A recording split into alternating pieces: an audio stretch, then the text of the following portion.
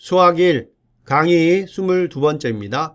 오늘은 적분의 큰 그림에 대해서 설명하도록 하겠습니다.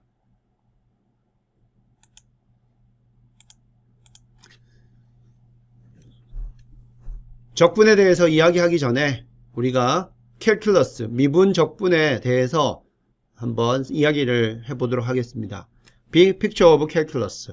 우리가 지금까지 미분을 배워왔고요. 이제 앞으로 적분에 대해서 배울 텐데 우리가 이미 알고 있는 것처럼 미분과 적분은 함수의 관계를 알아내는 거라고 이야기를 했었습니다. 어떤 함수 펑션 1이 있을 때 우리는 미분을 통해서 새로운 정보인 펑션 2를 얻을 수가 있어요. 예를 들어서 펑션 1을 시간 t에 따른 어떤 물체의 이동거리라고 이렇게 함수를 우리가 만들게 되면 그 함수를 시간 t에 대해서 미분을 하게 되면요, 우리는 그 물체의 속도를 알게 됩니다. 그래서 f 함수인데 t의 f of t를 변수로 하는 f 함수이기 때문에 이것을 t에 대해서 미분하면 df dt는 이것은 이제 속도라는 물리량을 갖게 됩니다. 그래서 속도는 스피드이기 때문에 우리가 s of t 이렇게 쓸 수가 있고요. 또 하나, 만약에 어떤 수평 방향으로의 위치에 따른 어떤 건물이라든지 여러 가지 높이, 어떤 물리량을 높이라고 우리가 height라고 정의를 하고 그것을 y of x, x에 대한 함수라고 이렇게 정의를 하게 되면 우리는 dy dx, 즉 y를 x에 대해서 미분하게 되면 그 어떤 높이에 대한 기울기를 얻을 수가 있어요. 슬롭을 계산할 수가 있습니다. 이것도 슬롭이기 때문에 우리가 s of x, 자, 이렇게 펑션 1에서부터 미분이라는 differentiation이라는 그러한 과정을 통해서 새로운 정보 펑션 2를 얻어낼 수가 있습니다. 자, 여기까지가 이제 미분이고요. 그럼 적분은 뭐냐 하면 이게 방향이 바뀌는 거죠. 펑션 2라는 정보가 주어져 있을 때 우리가 펑션 1을 얻는 것, 이것이 이제 적분이 됩니다. 그래서 미분의 역과정이라고 생각을 하면 됩니다. 그래서 적분은 인테그레이션이에요. 예를 들자면 속도 정보가 주어져 있다. 즉 st가 주어져 있다고 하면 우리는 시간에 따른 물체의 속도 정보를 가지고 시간에 따른 물체의 이동 거리를 알아낼 수가 있는 겁니다. 이게 바로 적분이 되겠고요. 그리고 어떠한 경우에 슬로프 x에 따른 슬로프 sx를 알고 있다고 하면 우리는 그 상황의 높이 height y of x를 적분을 통해서, 즉 이 dy dx, 즉 sx를 적분을 통해서 높이 y of x를 알아낼 수가 있습니다. 그래서 여러분 이제 펑션 1에서 펑션 2 이 왔다 갔다 하는 관계가 바로 미분과 적분이 되겠습니다. 이미 주요 함수에 대한 미분은 우리가 배운 적이 있습니다.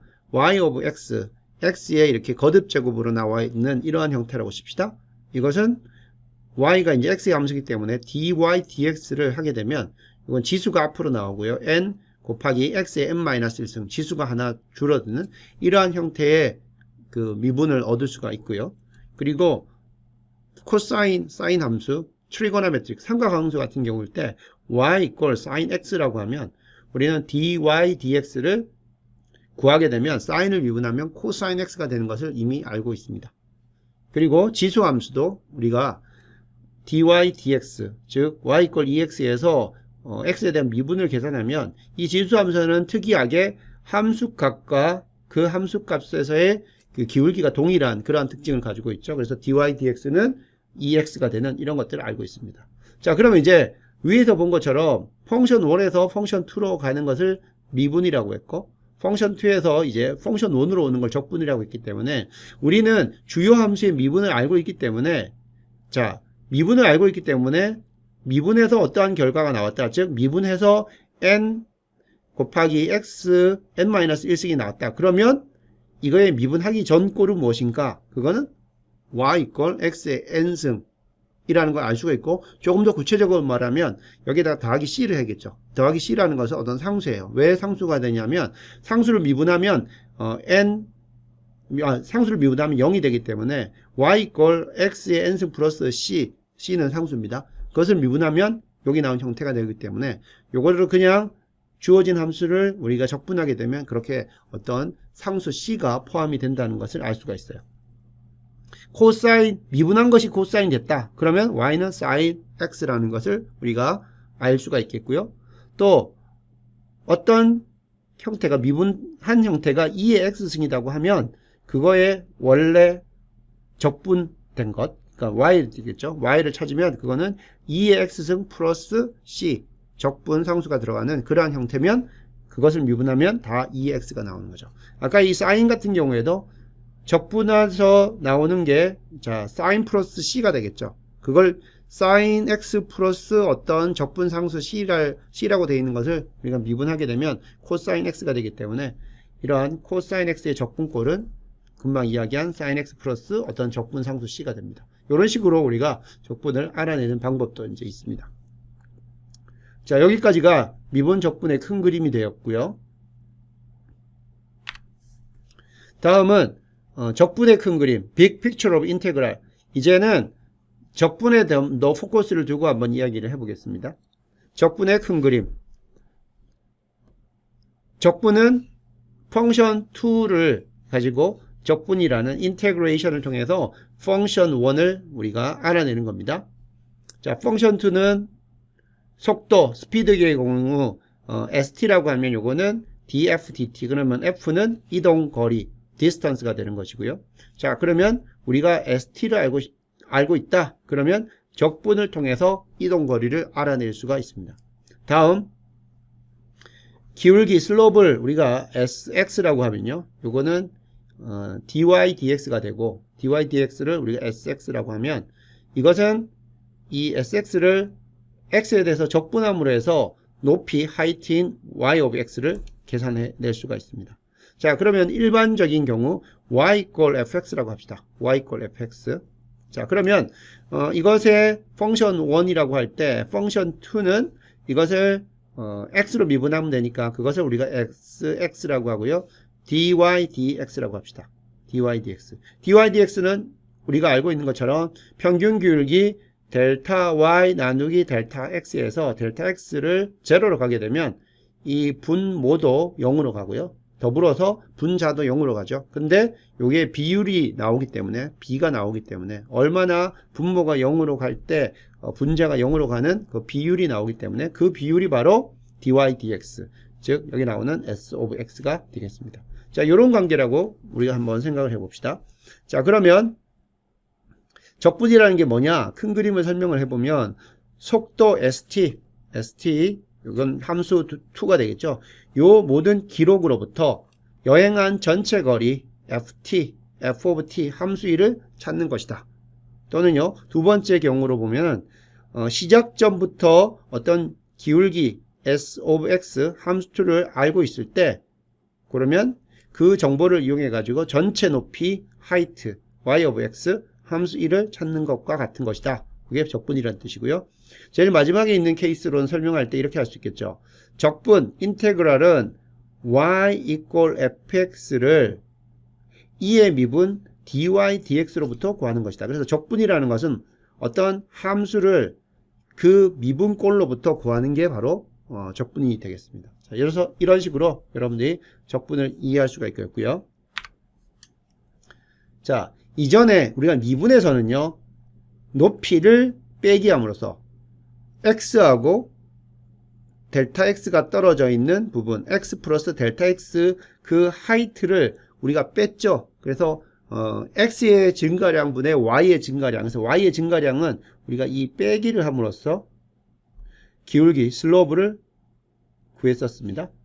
그러면 이제는 어떻게 하냐면은 예전에는 미분에서는 높이를 빼므로써 슬롭을 구했는데요. 이제는 슬롭, 이 기울기를 우리가 더함으로 해서 높이, 하이트를 찾는 그러한 과정을 통해서 적분들을 한번 설명을 하려고 합니다.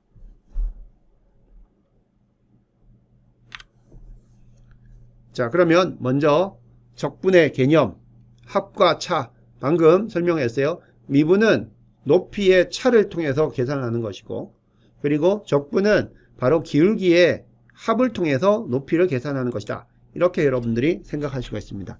한번 높이와 기울기에서 적분의 개념들을 한번 우리가 공부해 봅시다. 자, y라는 건요, 어떤 함수 하이트를 한번 생각해 봅시다. 그래서 하이트가 초기에는 어떤 x 위치에 따른 거라고 칩시다. 초기 x가 이제 0인 지점에서는 높이가 0이고요.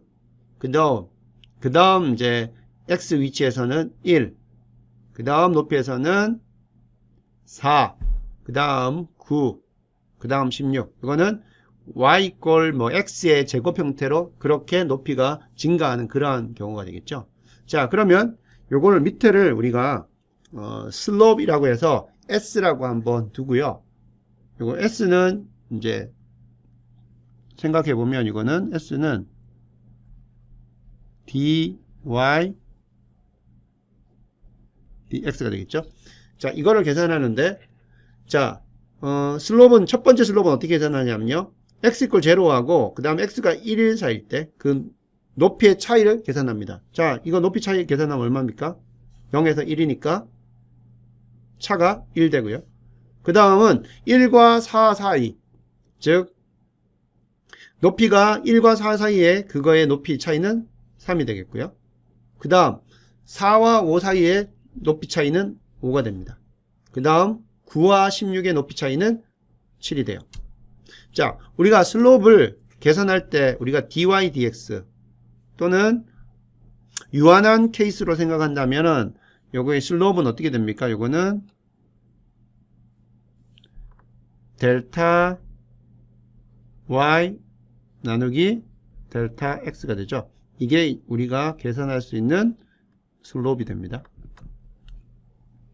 자, 이때 우리가 간단하게요, 델타 x를 1로 가정합니다. 그래서 여기 하이트를 계산하는 그 지점들이 1간경씩 떨어져 있다고 생각합시다. 그러면 슬롭은 델타 x분의 델타 y가 되는데, 델타 x를 1로 가정하게 되면 결국 슬롭은 뭐가 돼요? 델타 y가 되죠. 델타 y는 뭡니까? 두 개의 높이 차이의 높이의 차이가 되죠. 그래서 델타 y는 0과 1 사이는 1, 1과 4 사이는 3, 4와 9 사이는 5, 그 다음에 9와 16 사이는 7이 됩니다. 자, 그러면 이 위에 있는 것이 이게 펑션 1이 되겠고요. 밑에 있는 이 부분이 슬롭이 되니까 이게 펑션 2가 됩니다. 자, 그러면 우리는 펑션 2, 즉 여기 나오는 슬롭, 여기서는 우리가 슬롭을 델타 x를 1로 가정했기 때문에 이게 델타 y가 되죠. 이걸로부터 하이트 y를 어떻게 계산할 수가 있어요? 자, 초기의 하이트를 0이라고 우리가 어떤 초기 조건을 준다고 하면요, 자, 이 슬롭 정보만 있으면 그 다음 x 지점에서의 높이는 어떻게 계산할 수 있어요? 그냥 이 슬롭을 더하면 되죠. 슬롭을 취하면 됩니다. 그 다음 여기 이 점에 대한 높이는 어떻게 계산할 수가 있어요? 자, 이 점까지 올 때까지의 그 슬롭을 더합니다. 1과 3을 더하면 4가 되죠. 자, 이 점까지의 슬롭 다 더해봅시다. 1, 3, 5를 더하면 뭐가 돼요? 높이 9가 되죠. 그 다음 이 점까지의 그 슬롭을 다 더하면 1, 3, 5, 7 다 더하면 이게 얼마 됩니까? 16이 되죠. 그래서 우리는 이 슬롭 정보 델타 y로부터 하이트 정보 y를 구했는데 어떻게 했냐면요, 델타 y를 다 합하면 y를 얻을 수가 있습니다. 자, 이것으로부터 우리가 높이를 얻을 수가 있다는 것을 알 수가 있어요. 자, 그래서 정리를 해보면 미분은요, 함수 1에서 함수 2로 가는 겁니다. 미분은 어떻게 합니까? 여기서 본 것처럼 슬롭을 계산하기 위해서는 뭐예요? 이 하이트의 차이를 계산했죠. 그래서 디퍼런스를 얻기 위해서 뭘 했냐면은 빼기를 했어요. 뺄셈을 한 것이고, 적분은 어떻게 됩니까? 함수 2에서부터 함수 1을 계산하는 건데, 요거는 총 거리 16을 얻기 위해서 우리가 어떻게 했냐면 여기 나오는 슬롭들을 다 더했어요. 그죠? 그 덧셈으로써 총 이동 거리를 얻을 수가 있다는 거예요. 그래서 여러분들 이제 기억할 거는, 미분이라는 것은 우리가 뺄셈을 통해서 진행이 되는 것이고, 적분은 이게 그 펑션 2를 더함으로 해서 펑션 1이 계산이 되는구나. 미분은 펑션 1의 차이를, 즉 펑션 1들 사이에 그 뺄셈을 통해서 펑션 2가 계산이 됐었는데, 자, 펑션 2에서 이제 1로 가는 것은 펑션 2를 더함으로 해서 펑션 1을 얻을 수 있구나. 이렇게 이해를 해주면 되겠습니다.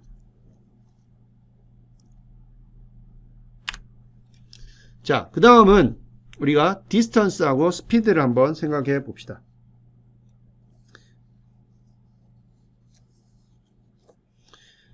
자, 디스턴스를 한번 생각을 해보면 속도가 감소하는 경우에요. 디스턴스가 시간 0초에서 제로라고 칩시다. 이동거리가 없는데 0 이동거리가 4, 7, 9, 10까지 간다 합니다. 그러면 시간이 흐르면서 0의 이동거리가 있던 것이 4까지 갔다가 7 갔다가 9 갔다가 10 가면 뭐예요? 속도가 가면서 초기에 큰 속도에서 점점점 줄어들어서 결국은 정지하는 그러한 상태를 나타내는 거죠. 그래서 디스턴스를 보면 이것은 지금 속도가 슬로우 다운 하고 있다는 것을 알 수가 있고, 결국 이 단계에서는 뭐예요? 이 단계에서는 이게 스톱을 했다는 것을 알 수 있죠. 더 이상의 이동 디스턴스가 없기 때문에, 이동거리가 증가량이 없기 때문에 스톱한 상태라는 걸 알 수가 있습니다. 자, 이것도 마찬가지. 이게 펑션 1이 되겠죠. 이게 펑션 2가 됩니다. 자, V는 이게 df 시간에다니까 dt가 되겠고요. 자, 그러면 여기서 V를 우리가 이 유한한 거에 대해서 적용하고 있기 때문에 d 델타 f 델타 t라고 생각하면 되겠습니다. 자, 이때 델타 t를 우리가 그냥 단순하게 1로 가정하면요, 여기 나오는 스피드는 어떻게 계산할 수 있어요? 디스턴스를 빼면 돼요. 4에서 0을 빼면 4가 되고요. 7에서 3을 빼면 2가 되고요. 그 다음에 여기 나오는 10과 9 빼면 1이 되고요. 그 다음에 나머지 제일 끝 단계에서 보면 10에서 10 변화가 없죠. 0이 됩니다. 그래서 속도가 보면 4, 3, 2, 1, 0 해가지고 속도가 처음에는 크다가 점점 속도가 감소해서 스탑하는 상태까지 간다는 것을 알 수가 있어요. 그러면 여기 나오는 스피드라는 것은 결국 우리가 델타 t를 1로 놓으면요, 이거는 델타 f가 결국 v가 됩니다. 자, 그러면 여기 나오는 스피드, 즉 델타 f로부터 어떻게 디스턴스를 구할 것인가.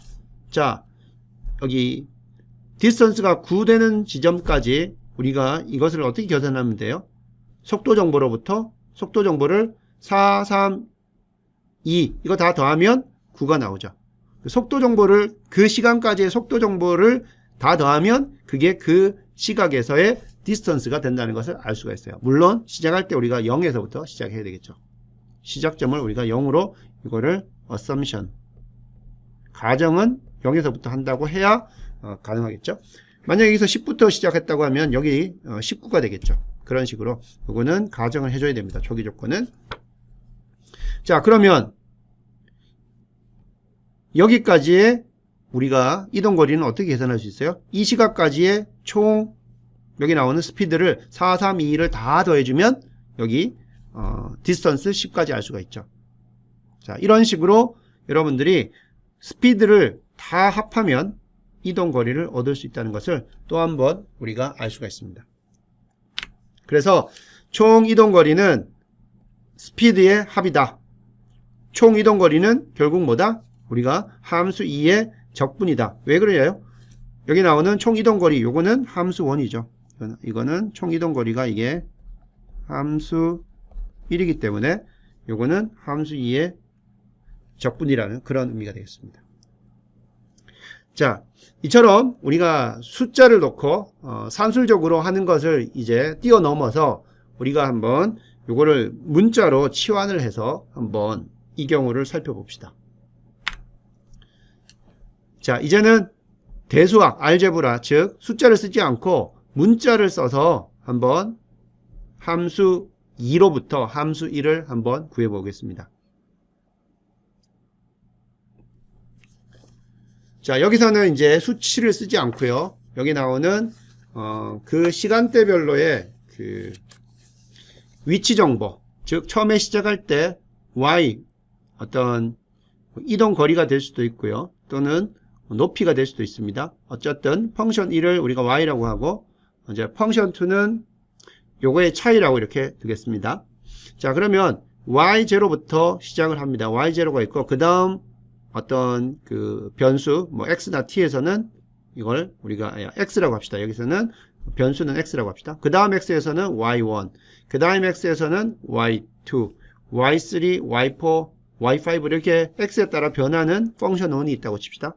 그러면 우리가 여기서 이 두 개의 차이를 한번 계산해 봅시다. 이 두 개의 차이는 y1 빼기 y0가 되겠고요. 여기서의 차이는 y2 빼기 y1.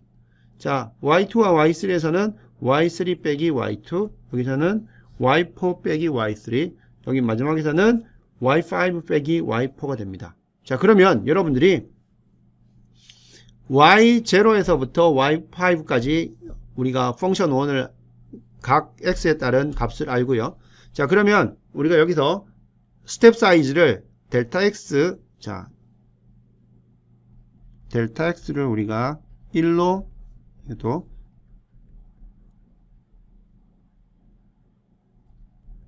가정을 한번 해봅시다. 자, 그렇게 되면 이 델타 y of 델타 x, 즉 이 y의 미분이 되는 거죠. 그것은 어떻게 계산할 수가 있냐면 이 두 개의 차를 델타 x로 나누면 되죠. 자, 그러면 델타 x는 1이라고 했기 때문에 결국 이 펑션 1의 미분인 펑션 2는 그냥 우리가 델타 y라고 생각할 수가 있어요. 델타 y라고 생각하면 이것은 결국 두 y1과 y0의 차, 그 다음에 여기서는 y2와 y1의 차, 여기서는 y3와 y2의 차, 그리고 여기서는 y4와 y3의 차, y5와 y4의 차, 이렇게 됩니다. 자, 그러면 우리가 한번 여기에 있는 모든 델타 y 이것을 한번 다 더해 봅시다. 다 더해 보면 어떻게 됩니까? 자, 이것 더하기 이거 쭉 다 더하게 되면 여기서 어떤 패턴이 있나 하면 여기 y1 앞에 있는 y1과 뒤에 있는 y1이 없어지고요. 그 다음에 y2와 뒤에 있는 y2가 없어지고요. 여기에 있는 y3와 뒤에 있는 y3, 그리고 앞에 있는 y4와 뒤에 있는 y4가 이렇게 사라집니다. 결국 모든 펑션 2를 다 더하게 되면 남는 거는 뭐가 되냐면 이거는요, 제일 마지막 거 빼기 제일 마지막 펑션 1의 값 빼기 제일 처음에 펑션 1의 값만 남습니다. 그래서 y last 빼기 y first가 됩니다. 자, 만약에 여러분들이 y first 값을 알고 있다. 이게 만약에 뭐 제로라고 칩시다. 그러면 모든 펑션 2를 다 더하면 여러분들이 y5 값을 알 수가 있는 거죠. 그래서 이 밑에 있는 펑션 2의 합이 바로 펑션 1에서의 어떤 값이 된다는 것을 알 수가 있어요. 자, 그럼 여기서 대수학으로 풀었던 것을 우리가 이제는 미분적분학으로 한번 바꿔봅시다. 미분적분학 캘큘러스로 한번 함수 1을 구해봅시다. 그럼 어떤 차이가 있냐면 대수학에서는 문자는 쓰는데요. 아직까지 극한은 취하지 않습니다. 자, 그러면 여기서 나왔던 결과를 그대로 가져갑니다.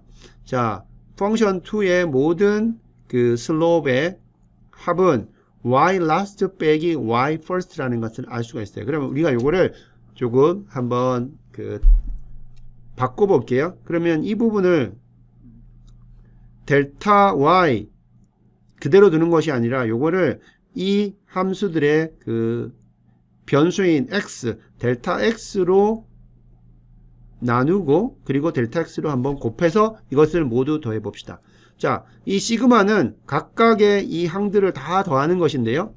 그냥 델타 x를 더하나 항을 더할 때 델타 x로 나눠주고 또 다시 델타 x로 곱한 것을 하나 사실은 동일합니다. 자, 그래서 이 식을 보면 윗식과 동일해요. 그냥 이렇게 썸메이션 한 것들이 y last 빼기 y first라는 것을 알 수가 있어요. 자, 그러면 여러분들이 이제 캘큘러스로 미분 적분학으로 가기 위해서는 이게 필요한 거죠. 더 이상 이제 델타 x, 유한한 델타 x를 쓰는 것이 아니라 이 델타 x를 우리가 0으로 극한을 취하는 거죠. 자, 그러면 델타 x가 0으로 가면 이건 어떻게 됩니까? 델타 y 오버 델타 x는 델타가 dy dx로 바뀌죠. dy dx로 바뀌고 그 다음에 여기는 델타 x도 dx로 바뀌고요. 그 다음에 여기 썸메이션 했던 시그마라는 거는 이게 첨자가 뭐 1부터 2, 3, 4 이렇게 쭉 변할 때 그 디스크리트한 이산화된 상태에서 이게 무한대로 가는 거죠.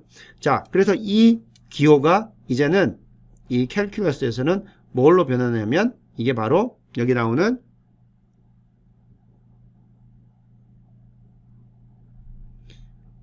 dy dx 곱하기 dx가 되고 여기 나오는 시그마로 변하게 됩니다. 시그마가 여기 나오는 인테그랄로 바뀌게 돼요. 시그마가 인테그랄로, 여기 나오는 시그마가 인테그랄로. 그리고 dy dx는 우리가 미분해서 dy dx는 이 dy dx를 우리가 sx라고 하면 결국은 여기서 우리가 계산하는 y는 어떻게 되느냐? 여기서 계산해야 되는 y는 어떻게 되느냐? 바로 이 펑션 2를 인테그레이션 하면 펑션 1을 얻을 수 있다. 이렇게 정의할 수가 있습니다.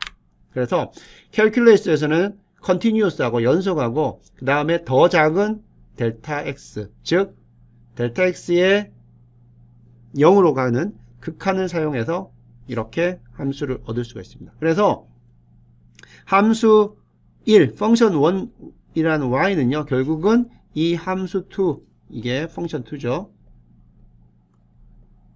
펑션 2를 적분을 하면 나오게 된다. 이러한 꼴이 되겠습니다.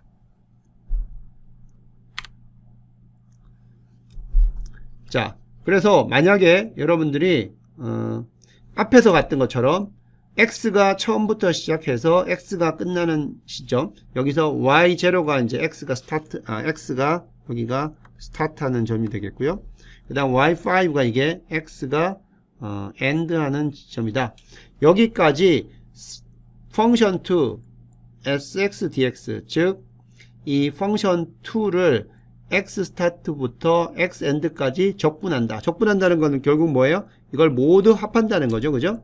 여기 sx에다가 델타 x를 곱해서 모든 걸 더했다는 의미가 돼요. 그것은 뭐하고 같다? y의 end 빼기 y의 스타트한 거와 같다. 이런 결과를 우리가 얻을 수가 있습니다. 그래서 여러분들이 이제는 함수 y와 함수 s, 즉 함수 펑션 1과 펑션 2와의 관계가 이렇게 되는 거예요. 펑션 2를 어떤 구간에서 적분하게 되면 결국 그것은 뭐냐 하면 펑션 1, 즉 y의 그 구간들의 그 끝점들의 함수 값의 차이가 된다는 것을 여러분들이 이 식에서 알 수가 있습니다. 자, 이게 어디에서 나왔어요? 대수학에서 우리가 함수 펑션 1이 y0에서부터 y1, y2, y3, y4, y5까지 이렇게 움직일 때 우리가 거기서 차이를 통해 가지고 펑션 2를 계산했고요. 그것들을 쭉 다 더해보니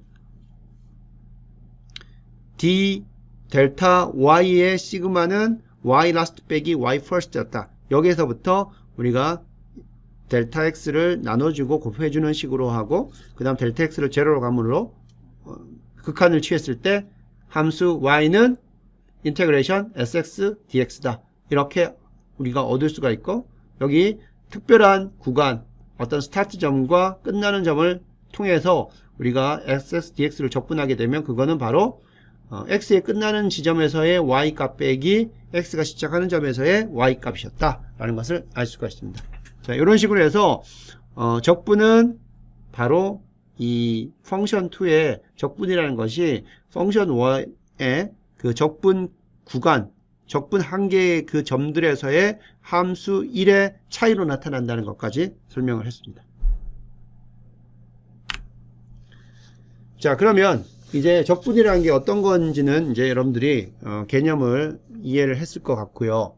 그러면 이제 적분을 어떻게 구하는가, 함수의 적분을 어떻게 찾는가, 그 부분에 대해서 설명을 하도록 하겠습니다.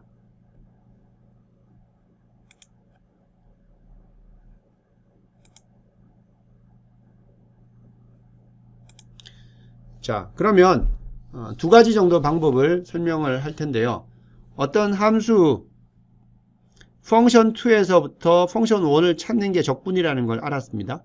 자, 그러면 어떤 특정한 함수가 주어졌을 때 그 함수의 적분이 무엇인가, 그 적분을 찾는 방식에 대해서 한번 설명을 해보겠습니다. 자, 그러면 제일 좋은 방법은 뭐냐면 dy dx는 뭡니까? dy dx는 어떤 함수 y를 미분했을 때 형태잖아요. 그래서 dy dx가 어떤 함수 yx의 미분이라는 걸 알게 되면, 자, 그러면 미분한 꼴이 이러한 형태가 나왔으니까 요거를 미분하기 전 꼴은 어떤 것이다 우리가 알아낼 수가 있죠. 즉 함수 2인 펑션 2인 dy dx를 어떠한 함수 1의 슬롭으로 우리가 인식을 하게 되면 함수 1을 찾을 수 있다는 거죠. 주어진 함수가 펑션 2라고 했을 때, 자, 펑션 2가 미분해서 이런 꼴이 나오려면 아마 펑션 1은 이러한 형태를 가져야 될 것이다. 이런 식으로 우리가 알아내는 겁니다. 자, 이때는 우리가 많은 공식들을 알고 있어야 되죠. 그죠? 어떠한 형태의 미분꼴이 자, 주어진 문제인가 이걸 알아야 되기 때문에 일단 그것을 안다고 하면 바로 어떤 함수의 적분을 찾아낼 수가 있습니다. 이런 것들은 이제 주요한 그 함수들의 그 미분꼴을 알기 때문에 거기에서 우리가 적분을 알아낼 수가 있습니다. 자, 펑션 1이 미분해서 이제 펑션 2로 갑니다. 그러면 예를 들자면 x의 n승 같은 경우는 미분하면 dy dx는 n 곱하기 x의 n-1승이 되죠.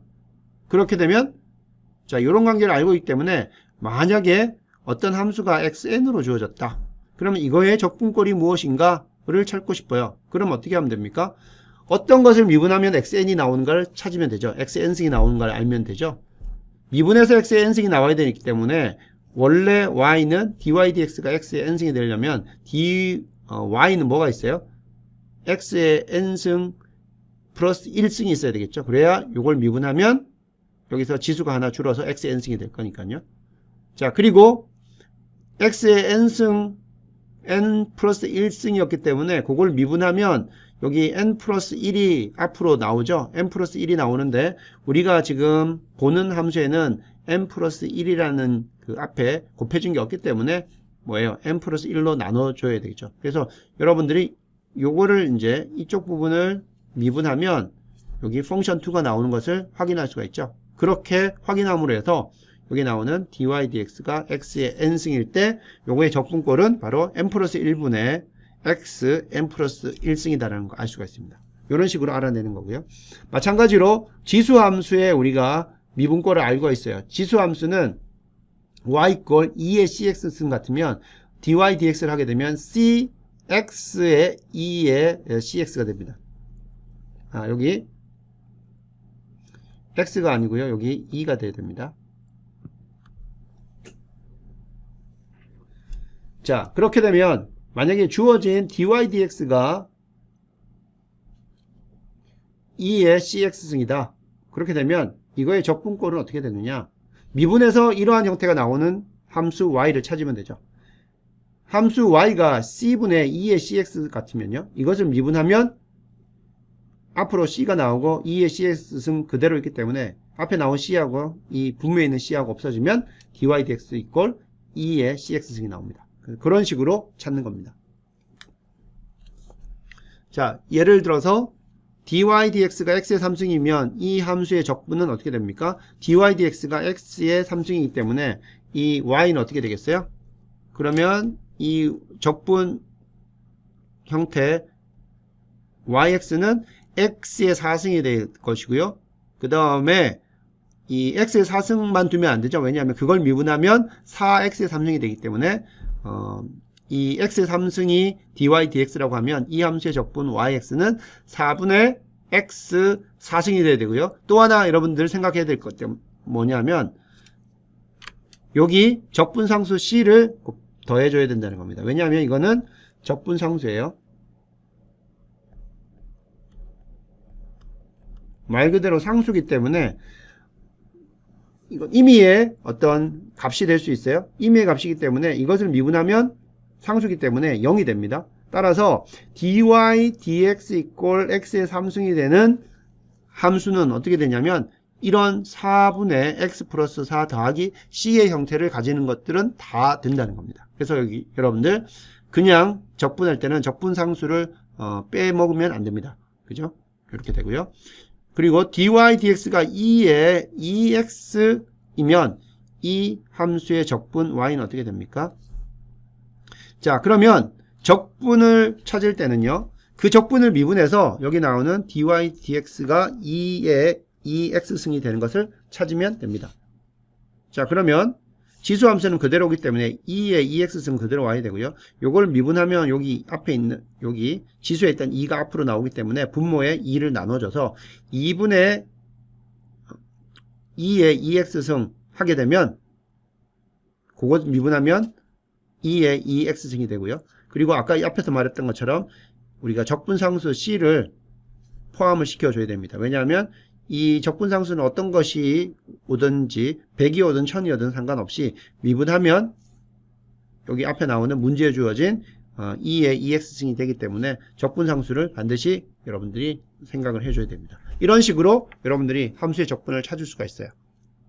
우리가 이미 펑션 1의 미분이 펑션 2다라는 걸 알 수가 있기 때문에 많은 6가지 함수에 대해서 기억하고 있기 때문에 그런 것을 이용해서 어떤 함수의 적분꼴을 찾아라. 그러면 미분해서 주어진 문제의 어떤 함수가 되는 것들을 찾으면 그게 바로 적분 형태의 펑션 1이 됩니다. 자, 이게 이제 함수의 적분을 찾는 방식 하나가 되겠고요. 다음 두 번째 방식을 한번 보겠습니다. 자, 이 방식이 조금 더 이제 일반적인 케이스가 되는데요. 함수의 적분을 찾는 방식 2번. 자, 함수 1은요. 함수 2의 그래프 아래 면적이다. 자, 이러한 내용들을 여러분들 많이 이야기를 들었을 겁니다. 자, 그러면 이 사실이 이해된다고 하면 이제 어떻게 되냐면 함수 2의 그래프의 아래 면적을 구하면 우리가 함수 1을 계산할 수가 있어요. 갑자기 적분을 하라고 했는데 왜 함수 2의 그래프 아래 면적을 계산하는 건가? 이 부분을 여러분들 이해하면 이제 아주 쉬워집니다. 자, 그러면 구체적인 예를 한번 보면서 설명을 하겠습니다. 자동차가 이렇게 있어요. 자동차가 여기서부터 출발해서 이렇게 쭉 가고 있습니다. 자, 여기 나오는 VT를 이 자동차의 스피드라고 합시다. 자, 그러면 어떠한 이 자동차가 이러한 형태로 가고 있을 때 이동거리를 한번 생각해 봅시다. 그러면 어떤 유한한 시간 구간 한번 생각해 봅시다. 그거를 우리가 DT라고 한번 생각해 봅시다. 그 구간. 자, 그러면 그 시간 구간 동안의 속도를 곱해주면 이게 뭐가 돼요? 이게 바로 그 구간 동안의 이동거리 디스턴스가 되겠죠. 그러면 여러분들은 그 구간에서의 시간 곱하기 그 구간에서의 속도, 즉 속도 곱하기 어떤 시간 구간 이런 것들을 우리가 다 이렇게 계산할 수가 있죠. 이렇게. 그러면 이런 것들을 다 더해줍니다. 자, 그러면 한번 봅시다. 어떤 시간 구간 dt를 생각을 하고요. 그 시간 구간에서의 속도를 vt라고 합시다. 그러면 요걸 두 개를 곱하면 어떻게 돼요? 속도 곱하기 시간이기 때문에 요거는 어떤 디스턴스가 되죠. 어떤 구간에서의 디스턴스가 됩니다. 그러면 이 자동차가 처음부터 여기까지 이동한 거리는 뭐가 돼요? 이 VDT를 여기 나오는 이 VDT를 이러한 것들을 다 더해주면 되죠. 그래서 다 더해준다는 것이 여기 나오는 시그마를 쓰겠습니다. 시그마 VDT를 해주면 됩니다. 근데 여기서 DT라는 게 어떤 유한한 값이라고 생각하면 우리가 여기 나오는 토탈 거리는 일단 정확한 이 꼴이 아니고요. 근사적으로 이러한 꼴이 돼요. 근데 우리가 여기서 이 DT를 아주 작게 가져가고요. 0으로 가져가고 그러면 앞에서 이게 설명했던 것처럼 이 시그마는 뭐로 바뀝니까? 인테그레이션으로 바뀌게 되는 거죠. 따라서 이 식을 DT가 제로로 가는 걸로 바꿔주게 되면 x는 뭐가 돼요? 인테그레이션 vdt가 된다는 거예요. 그래서 보면 이 이동거리 x라는 것은 결국은 속도 곱하기 속도 곱하기 그 시간, 구간, 시간, 그것들을 다 더해 놓은 거라는 거죠. 자, 그러면 여기서 이 그래프를 우리가 VT 그래프라고 봅시다. 이 부분을 이게 VT 그래프라고 봅시다. 그러면 이게 X축이 이제 시간 T가 되겠고요. 자, 여기 나오는 그래프를 VT라고 합시다. 그러면, 임의의 시간 구간 DT 곱하기 VT의 개념이 뭘까 한번 봅시다. 그럼 이게 T가 되겠고요. 그러면 임의의 시간 구간 DT를 이렇게 생각할 수가 있고요. 그 다음 여기 곱하기 VT라고 하면 VT는 이 함수라고 했죠. 그러면 이것을 곱했다고 칩시다. 그러면 뭐예요? 높이 곱하기 밑변. DT는 뭐 폭이라고 할 수도 있고요. 그 다음에 높이에요. 높이는 여기 나오는 VT가 돼요. 즉 뭡니까? 여기 나오는 이 직사각형 렉탱귤의 뭐가 됩니까? 에어리가 되는 거죠. 에어리아. 자, 그러면 이 렉탱귤의 에어리어를 DT를 우리가 필요한 구간에서부터 쫙 다 더했어요. 그럼 결국 뭐예요? 봤더니 결국은 이 주어진 함수 VT의 모든 면적을 계산한 거랑 똑같다는 걸 우리가 알 수가 있죠. 따라서 함수 1을 적분했을 때, 자, 주어진 것은 지금 속도가 주어지고 그 속도를 가지고 우리가 이동 거리를 찾기 위해서 했던 어프로치를 가지고 그래프에 놓고 봤더니 주어진 VT, 즉 함수 2의 그래프의 아래의 면적을 구한 거와 똑같았다는 거예요. 무엇이? 함수 1을 계산하는 것이. 즉 이 경우에는 이동 거리를 계산했던 것이. 자, 그래서 이제는 앞으로 함수 2에서 함수 1로 가려고 하면은 함수 2의 그래프의 아래의 면적을 이런 식으로 직사각형, 아주 폭이 dt가 되고 높이가 이 주어진 함수 f2라는 그 함수로 만들어진 이 직사각형들을 쫙 다 더하면 되는구나. 즉 함수 2의 그래프 아래의 면적을 다 더하게 되면 그게 함수 1이 되는구나 라는 것을 알 수가 있습니다. 이걸 말로 풀면요. 자, 여기서 주어진 거는 이제 VT가 되는데요. 우리가 이걸 일반적으로 한번 생각해 봅시다. 어떤 함수, 뭐 이게 이동 거리가 될 수도 있고요. 그 다음 높이가 될 수도 있습니다. 이것은 여기 나오는 dy dx는 이게 뭐가 됩니까? 이게 슬롭이 되죠. 슬로프 곱하기 dx를 해서 이것을 쫙 다 더한 것이다. 말로 풀었었으면요. y of x는 기울기 dy dx의 기록을 모두 더하여 yx를 찾을 수 있다. 즉 적분한다는 거죠. 그래서 적분은 이게 미분의 역과정인 것을 우리가 알 수가 있다는 겁니다. 왜냐하면은 여기서 실제로는 뭐가 나와요? dv of t는 이게 뭐예요? dx dt죠. 이게 사실은 v 슬롭의 정의였는데 여기서 자, 여기 v는 dx가 아니고 여기는 자, 여기서는 이게 dx가 맞네요. 여기서는 dx가 맞습니다. dx dt 이동거리가 x였고 속도가 v였기 때문에 자, 이것을 dt를 이쪽으로 넘겨줘서 dx가 이거는 vt dt가 되는 거죠. 그래서 vt dt 속도하고 그 시간 구간들을 곱한 것을 쫙 더해주면 바로 이동거리 x가 나왔다는 겁니다. 그래서 여러분들이 왜 그렇게 되는가? 왜 함수 2의 그래프의 아래 면적을 다 더하면 그게 함수 1이 되는가를 설명해 주는 게 바로 이겁니다. 여기서 봤더니 함수 2 곱하기 함수 2의 변수의 구간들을 곱한 것들을 다 더한 거였다. 그것을 그래프를 그려서 봤더니 이거는 dt 곱하기 높이에 해당되는 vt 이거 한 미소 면적 여기 나오는 이 렉탱귤을 쫙 다 더한 것이다. 이렇게 생각할 수가 있습니다. 자, 그러면 이 펑션 1이 펑션 2의 그래프의 아래 면적이다 라는 내용을 여러분들이 이제 이해를 했는데요.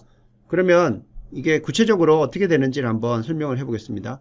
자, 선형 속도의 경우를 한번 살펴보겠습니다.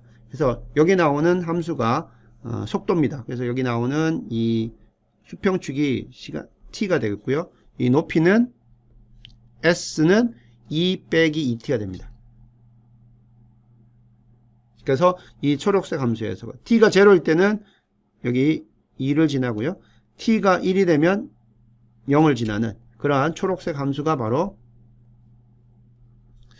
2 빼기 2t라는 그러한 경우가 됩니다. 자, 이게 속도기 때문에 요거는 이제 펑션 2가 되는 거죠. 그러면 펑션 2의 그래프의 아래 면적을 다 더하면 이게 펑션 1이 된다는데 한번 봅시다. 그러면 지금 초록색 밑에의 아래 면적은 여기 지금 색깔로 칠해진 부분이 되겠습니다. 자, 그러면 면적을 한번 계산해 보는데 먼저 이 전체 시간 구간을요 4등분 한번 해보겠습니다. 여기 보면 하나, 둘, 셋, 4등분. 4등분한 경우에 그래프 아래 면적을 한번 계산해 보는데 자, 이 두 가지 방법이 있어요. 이렇게 핑크빛으로 나오는 사각형으로 우리가 면적을 계산하는 경우가 있고 여기 나오는 보랏빛으로 되어 있는 케이스로 아래 면적을 계산할 수가 있어요. 실제로는 여러분들 아래 면적 계산하려면 이거 어떻게 됩니까? 삼각형이니까 2분의 1 높이 곱하기 여기 나오는 밑변 하면 될 수가 있는데 이게 선형속도가 아니라 일반적인 함수라고 하면요. 앞에서 했던 것처럼 이 dt 곱하기 함수의 높이를 이런 식으로 해야 됩니다. 자, 그래서 이게 하나가 자, 여기서는 우리가 이거를 델타 t라고 하고요. 자, 이걸 직사각형의 아래의 너비를 우리가 델타 t라고 했을 때 높이를 자, 여기까지 하느냐 아니면 여기까지 하느냐 이러한 차이가 있겠죠. 자, 그래서 st의 큰 값을 높이로 한번 해봅시다. 그리고 밑에는 st의 작은 값을 높이로 한번 가정해 보겠습니다. 자, 그러면 우리가 델타 t를 이렇게 4개로 해서 1초까지 나누고요. 즉 4등분 한 것이고요. 그 다음에 st의 값을 높이를 큰 값으로 한번 기준을 해봅시다. 그럼 에어리어는 어떻게 됩니까? 델타 t 직사각형의 밑에 너비고요. 높이는 2가 되고요.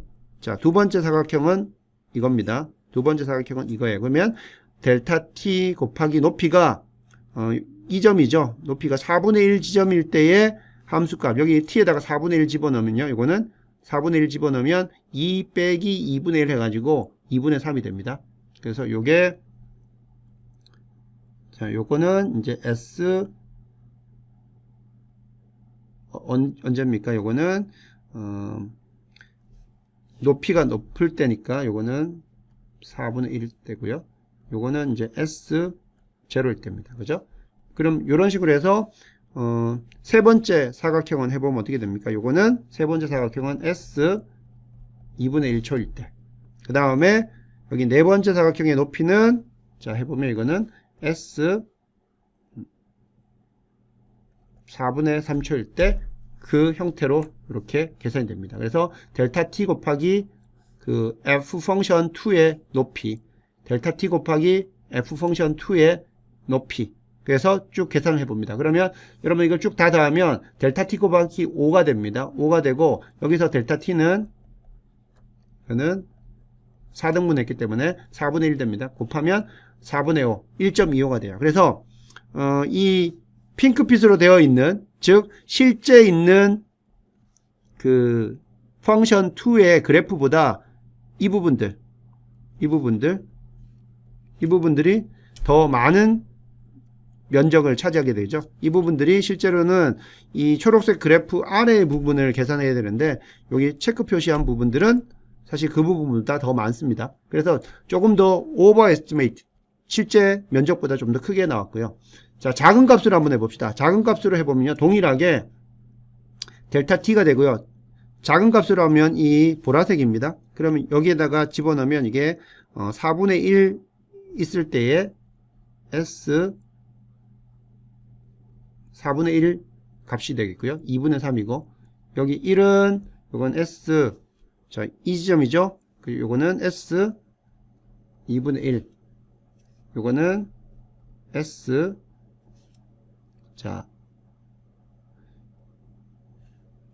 첫 번째, 두 번째, 세 번째죠. 여기 세 번째는 요게 4분의 3입니다. 그리고 제일 마지막에는 자, 실제로 이 삼각형만큼의 넓이가 있는데 이거는 우리가 ST가 작은 값으로 했기 때문에 이거는 제로가 됐다는 걸 확인합니다.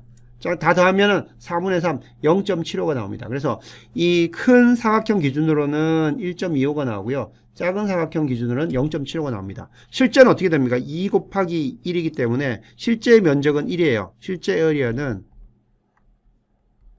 1인데 높은 ST 값을 하면 1.25, 작은 ST 값을 하면 0.75가 계산됩니다. 왜 이렇게 에러가 컸어요? 델타 T가 좀 컸기 때문에 그렇죠. 자, 그러면 델타 T를 지금보다 더 작은 델타 T로 가집니다. 그래서 이걸 어떻게 되냐면 8등분으로 나눠요. 자, 8등분으로 나누면요. 마찬가지로 ST를 큰 값으로 높이를 하는 경우, ST를 작은 값으로 높이를 하는 경우 우리가 나눠볼 수 있는데, 자, 마찬가지로 큰 값으로 하게 되면 실제 있는 면적보다 이 부분들이 더 많이 계산이 되겠죠. 이렇게. 그 다음 보라색으로 하게 되면 여기 동그라미 친 부분들, 이 부분들이 실제보다 더 작아지겠죠. 이런 부분들이. 그래서 계산을 해보면요.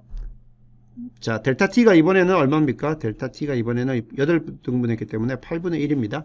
그죠? 8분의 1인데 계산해보면 첫 번째는 여기 나오는 델타 T 곱하기 높이는 첫 번째는 2였죠. 그 다음에는 어떻게 됩니까? 델타 T 곱하기 시간이 8분의 1 되는 지점에서의 자, ST를 계산하면 4분의 7 됩니다. 이런 식으로 쭉 다 계산해보면 1.125 정도가 나오고요. 그 다음 작은 값 보라색 기준으로 하게 되면 0.875가 나옵니다. 근데 여러분 알다시피 이거의 에어리어는 이건 1이죠. 그래서 8등분 하게 되면 1.125에서 0.875 사이 값으로 이렇게 면적이 계산됩니다. 앞에 거 4등분 했을 때는 1.25에서 1.125, 0.75에서 0.875, 조금 더 실제 값인 1에 가까워지는 그러한 경향을 우리가 얻을 수가 있고요. 자, 그러면 이것을 8등분 하는 게 아니라 16등분 해봅시다. 그러면 16등분 해주면 그래도 실제보다 더 면적이 넓은 부분이 나오고요. ST의 큰 값으로 계산하는 경우, 그리고 ST의 작은 값으로 하는 경우에는 실제보다 이렇게 더 작은 부분이 나옵니다.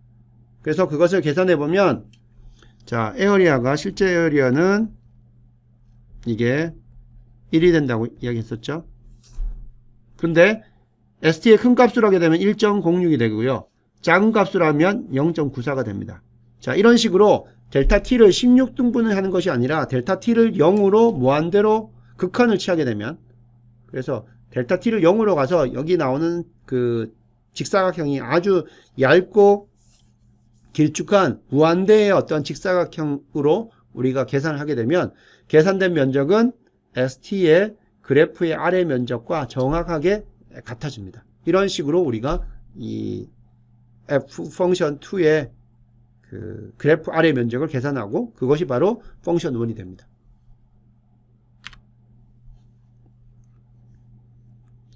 그래서 그 부분을 적어보면요. 이제 에어리어는 여기 나오는 것처럼 델타 t 곱하기 그 함수의 펑션 2죠. 여기 나오는 펑션 2의 높이를 해주면 그 높이를 해서 직사각형들을 다 더해줍니다. 썸메이션을 해주면 되는 것이고, 자, 이때 델타 t가 이제 유한한 값을 쓰게 되면 이렇게 실제보다 더 ST를 큰 값으로 하게 되면 실제보다 더 큰 값이 나올 것이고, ST를 작은 값으로 하게 되면 실제 그 면적보다 작게 되는데, 여기 델타 t를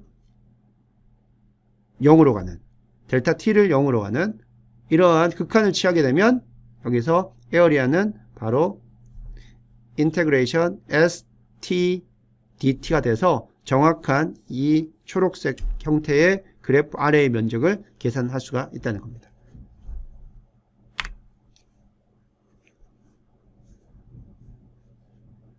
자, 그러면 앞에서 우리가 펑션 2가 ST는 2t 빼기 2 빼기 2t였다고 칩시다. 그러면 실제 이거의 면적은 어떻게 됩니까?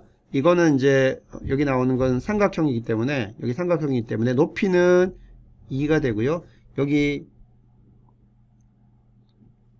여기 나오는 거는 1까지입니다. 1이 되고요. 여기 1이기 때문에 이건 1이 돼요. 그래서 이 0에서부터 1까지 0에서부터 1까지의 면적은 계산해 보면 2분의 1 곱하기 2 곱하기 1 해서 이건 1이 됩니다.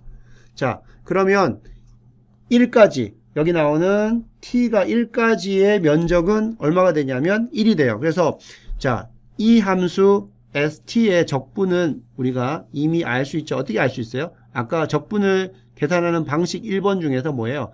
미분한 것이 이러한 형태라고 하면 우리는 이미 간단한 형태이기 때문에 어떤 함수를 미분하면 2 빼기 2t가 나오는지를 알 수가 있죠. 그래서 그건 우리가 어떻게 알 수 있어요? 그래서 y는 자, 어떤 것을 미분하면 2t 빼기 2 빼기 2t가 됩니까? 자, 2t 빼기 t의 제곱 2t 빼기 t의 제곱을 하면 이것을 미분하면 dy dt 즉 st는 이게 2 빼기 2t가 된다는 것을 알 수가 있어요. 자, 이렇게 아는 것이 바로 첫 번째 방식이었고요. 두 번째 방식은 st의 그래프의 아래 면적으로 계산해서 한다고 했었죠. 자, 그러면 펑션 2를 0에서부터 1까지 여러분들이 그래프의 아래에 있는 면적을 계산하게 되면 그것을 뭐하고 왔냐면요.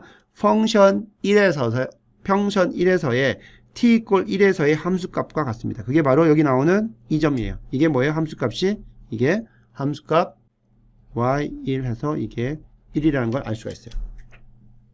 자, 그러면 이 펑션 1에서의 이 t 이꼴 1에서의 슬롭 이 슬롭은 어떻게 됩니까? 슬롭은 바로 펑션 2의 t 이꼴 1에서의 함수값과 같죠. 여기 슬롭이 제로였기 때문에 함수값은 제로인 걸 알 수가 있고요. 그 다음 펑션 1에서의 t 이꼴 제로에서의 여기 나오는 슬롭 이건 얼마가 됩니까? 이것은 바로 펑션 2의 t 이꼴 제로에서의 함수값 2하고 같은 걸 알 수가 있습니다. 자, 이런 식으로 우리가 알 수가 있죠. 자, 그러면 임의의 x까지 자, 여기서 임의의 x까지 임의 어떤 x까지의 면적을 한번 계산해 봅시다. 그러면 어떻게 돼요? 임의 x까지의 면적은 이게 여기 나오는 것처럼 그 사다리꼴 형태의 그러한 면적이 되기 때문에 우리가 임의의 x까지의 면적을 한번 계산해 보면요. 그거는 자, 임의의 x가 아니고 여기서 t죠. 우리가 지금 t로 쓰고 있기 때문에 자, 그러면 사다리꼴 형태의 공식은 어떻게 됩니까? 2분의 1 높이 t가 되겠고요. 그 다음에 여기 나오는 이 밑변 2 더하기 또 여기서 밑변이죠. 이 밑변 어떻게 됩니까? 함수 st가 2 빼기 2t이기 때문에 임의의 t가 들어가면 여기까지 높이는 이게 2 빼기 2t가 되죠. 따라서 2 빼기 2t입니다.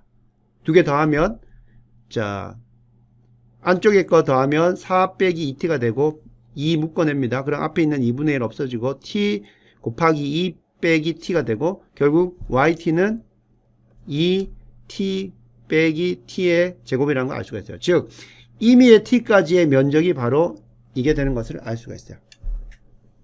이게 가능한 이유는 왜 그래요? 이게 이제 st가 선형함수이기 때문에 우리가 이렇게 계산할 수가 있는데 만약에 이게 일반적인 선형함수가 아닌 경우에는 이런 식으로 바로 면적을 계산할 수가 없고요. 그때는 우리가 이 st 커브 아래에 있는 면적을 계산함으로써 yt를 계산할 수가 있는데 뒤에 있는 형태로 이제 진행을 해야 되겠죠.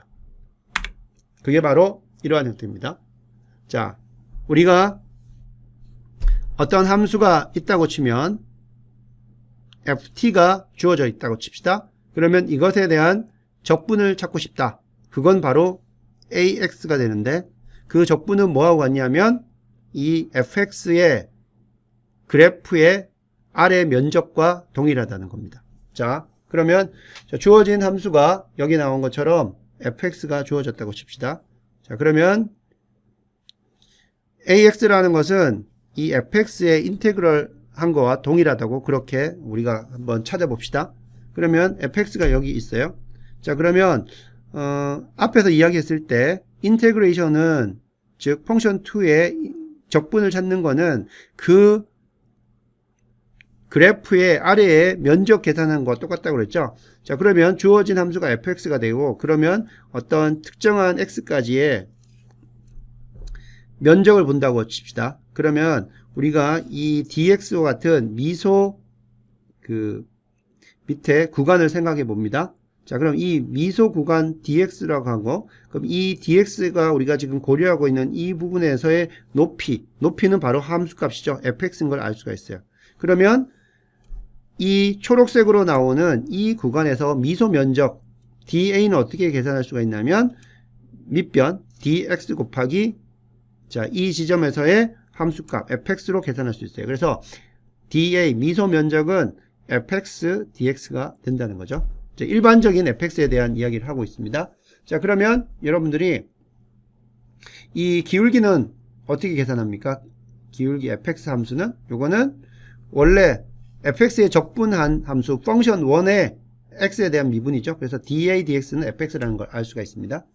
자, 그러면 dx 여기 나오는 dx를 우리가 0으로 가게 되면 결국은 fx는 이거하고 같아지는 거죠. 미분이라는 거예요. a의 미분. 자, 그러면 a는 어떻게 됩니까? 여기 나오는 a는 da를 모두 다 썸메이션 하면 됩니다. 자, 그럼 여기서 a는 여기 나오는 ax는 여기 나왔던 da 미소 면적들을 쭉 다 더해주면 돼요. 그죠? 이렇게 하면 됩니다. 자, 이거를 우리가 dx를 제로로 보냈기 때문에 이거의 어떤 극한 버전을 쓰게 되면 ax는 어떻게 돼요? 시그마는 인테그레이션으로 바뀌게 되고요. 자, da는 뭐였습니까? da는 fx dx였죠? 그래서 da 대신 fx dx를 쓰게 됩니다. 따라서 fx의 인테그레이션은 바로 ax다 라는 것을 알 수가 있습니다. 이런 식으로 계산할 수가 있습니다. 앞에서 이야기했던 것처럼 여기 나오는 fx 슬로우는 펑션 2는 펑션 1. 자, 그래서 a가 이게 펑션 1이 되는 거고요. 여기 나온 fx는 이게 펑션 2가 됩니다. 그래서 펑션 1은 펑션 2를 적분함으로 나타난다. 이렇게 계산할 수가 있습니다. 그래서 여러분들 이제는 어떤 함수의 적분을 계산해야 된다고 하면은 fx의 적분을 계산해야 된다고 하면은 이 fx의 그래프의 아래에 있는 면적으로 계산을 하면 된다. 이렇게 생각을 하면 되겠습니다. 그래서 이게 적분을 구하는 두 번째 방식이 되겠어요. 자, 이렇게 해서 적분을 이제 계산하는 게 있고, 이제 마지막 방법은요, 실제로는 이제 해석적으로는 계산할 수가 없고 수치 계산으로 수치 적분으로 하는 방법이 있습니다. 그 부분은 일단 스킵을 하고 이제 마지막으로 정리를 하겠습니다. 자, 오늘 우리가 적분을 배웠는데 적분에는 구간을 정의하는 정적분이 있고요. 데피니트. 그래서 여기 정적분이라고 하는 것은 구간이 정해져 있다는 거예요. 그 다음 부정적분 인데피니트는 구간이 없이 적분하는 걸 말합니다. 그래서 그걸 부정적분이라고 하는데, 자, f'x가 fx이면 즉 뭐예요? 대문자 fx가 펑션 1이 되는 것이고 그거의 미분인 펑션 2는 small fx입니다. 이렇게 되면 여러분들이 fx 펑션 2를 적분하게 되면 뭐가 됩니까? fx가 되는 거죠. 근데 여기 반드시 적분 상수가 나와야 됩니다. 왜냐하면 오른쪽을 미분했을 때 상수가 뭐 어떤 것이 있든지 상관없습니다. 그것을 적분하게 되면 fx가 나오기 때문에 small fx가 나오기 때문에 꼭 적분 이 상수가 붙어줘야 됩니다. 그래서 여기 나오는 그 대문자 fx를 가지고 그 fx의 부정적분이라고 이렇게 이야기를 합니다. 그래서 여기 나오는 여기 적분으로 보면 이 small fx는 적분을 당하는 형태이기 때문에 여기 나오는 여기 fx 요거는 뭐라고 부르냐면요. P적분 함수 이렇게 이야기합니다. 영어로는 integrand 이렇게 얘기합니다. 그 다음에 이것을 적분해서 나오는 이 대문자 f를 이걸 가지고 small fx의 부정적분 또는 역도함수라고 이렇게 이야기합니다.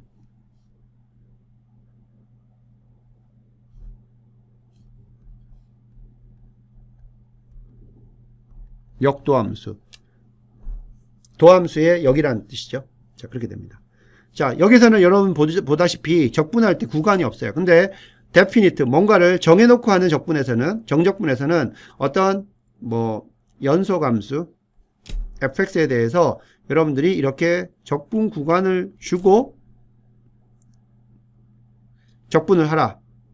fx dx면은 이제 x의 구간이 a에서 b라고 할 수도 있고요. ft dt라고 하면 t의 구간이 a에서 b라고 할 수 있습니다. 상관없습니다. 어쨌든 이렇게 어떤 펑션 2의 이 정적분을 구하게 되면 이것은 뭐예요? 펑션 1의 여기 적분 한계값 a하고 b 사이에서의 함수값으로 주어집니다. 그래서 밑에 있는 이 정적분은요. 임의의 상수 c와 적분 변수도 포함하지 않아요. 적분 변수가 결과에는 없어요. 그래서 정적분하게 되면 이거는 value로 나옵니다. value. 값으로 나와요. 자, 그래서 정적분은 중요한 게 여기 구간들이 정해져 있기 때문에 함수 fx하고 적분 한계 구간들에 의해서 결정되기 때문에 여기 나오는 값들은 적분 한계 어떤 사이의 그래프 간격으로 그 그래프 면적으로 이렇게 표시가 됩니다. 여기 나는 자, 그래서 여러분들이 자, 오늘 한 것들을 정리하면요. 우리가 펑션 1에서 이제 펑션 2로 가는 것이 미분이고 펑션 2에서 펑션 1으로 가는 게 이제 적분이 되는데 적분은 구하는 방법은 일단 우리가 어떤 함수가 미분해서 우리가 적분을 구하려고 하는 함수가 되는지를 알고 있으면 그 관계에서 구할 수가 있고요. 또는 펑션 1은 펑션 2의 그래프의 아래 면적을 우리가 구하게 되면 그게 바로 우리가 원하는 f1, 펑션 1이라는 걸 알 수가 있습니다. 그거는 앞에서 여러분들한테 설명을 해줬어요. 자, 그걸 기억해서 여러분들이 하면 될 것 같고, 또 적분에서는 부정적분이 있어서 부정적분은 이 적분 구간이 없는 그러한 형태로 됩니다. 그래서 이 부정적분을 구하게 되면 이렇게 함수꼴로 나타나고 그 함수에다가 다시 적분 상수로 우리가 더해줘야 됩니다. 왜냐하면 이 오른쪽을 미분해서 fx가 나오는 경우에는 임의의 그 상수에도 다 적용이 되기 때문에 적분 상수가 들어가야 되고 정적분이라고 하는 것은 이처럼 구간이 정해져 있는 영역에서 적분하는 거기 때문에 그 값이 value로 나오게 되고요. 자, 이 경우에는 이 구간 사이에 이 함수 fx의 아래의 그래프 면적으로 계산을 할 수가 있습니다. 연습 문제를 한번 보겠습니다. vx가 x의 2분의 1승일 때 이것의 부정적분은 계산해 보라는 거죠. 자, 인테그레이션 x의 2분의 1승 dx입니다. 자, 이것은 미분해서 x의 2분의 1승이 나오려면 x의 2분의 3승이 되겠고요. 자, 여기 앞에다가 3분의 2를 곱해주면 되겠죠. 그리고 부정적분이기 때문에 여기 c가 있어야 되죠. 자, 이거 우리가 미분하게 되면 2분의 3 앞으로 나오고 앞에 있는 계수와 약분이 되고요. 그리고 x의 2분의 3승 빼기 1하면 x의 2분의 1승 되는 거 알 수가 있고요. 다음 정적분은 이렇게 되어 있습니다. 같은 함수인데 이제 적분 구간이 이렇게 0에서 4로 이렇게 나와 있는 그러한 형태가 되겠습니다.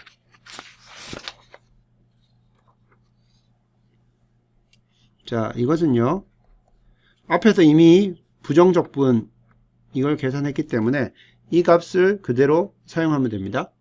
여기에다가 4와 0을 집어넣은 그러한 형태를 계산하면 되겠죠. 그래서 0에서부터 4까지 x의 2분의 1승 dx는 자, 부정적분 3분의 2 곱하기 자, 4를 넣어야 되겠죠. 4의 2분의 3승 빼기 3분의 2 0의 2분의 3승입니다. 자, 계산해 보면 자, 먼저 여기 4의 2분의 3승 같은 경우에는 이것은 4의 2분의 1승은 2가 되고요. 2의 3승이 되기 때문에 8이 되고요. 그러면 3분의 2 곱하기 8 즉에서 3분의 16 계산할 수가 있습니다. 자, 이렇게 정적분은 값으로 나오게 되겠고 부정적분은 이렇게 함수꼴로 나오고 반드시 여기 적분상수를 가지는 그런 형태로 주어져야 되겠습니다.